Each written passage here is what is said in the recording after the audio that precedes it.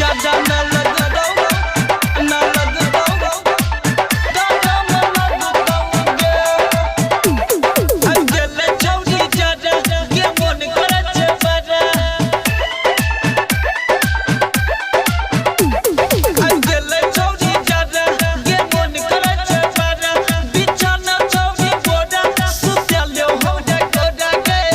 हमरा सुतले चौड़ी मन लगता के ज्यादा न लगता दादा न लगता के हमरा सुतले चौड़ी मन लगता के ज्यादा न लगता दादा न लगता के। अभी आप सुन रहे हैं दीवाना म्यूजिक की शानदार प्रस्तुति। बिना न पड़तो छौरी जहरा के कपड़ा झूठे करे चकिया हमरा से नखरा हमरा से नखरा हमरा से नखरा बिना न पड़तो छौरी जहरा के कपड़ा झूठे करे चकिया हमरा से नखरा छोड़ झमेला एने आना हमरा से तू मिले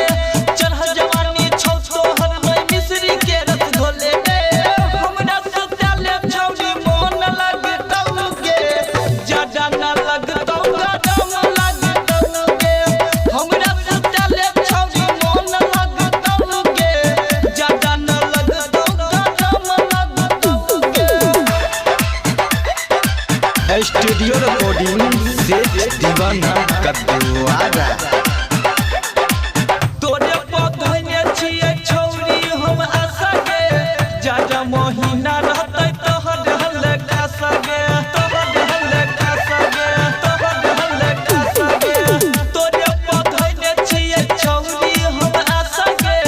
ज्यादा महीना रहते तोहर हल्ले खासगे लेटर गिरेंद्र भवेश के तू मायना लगे बात सेठ दीवाना संगे छौरी काट ले एक रात गे हमरा सुतले छौरी मन लगता के ज्यादा न लगता दादा न लगता के हमरा सुतले छौरी मन लगता के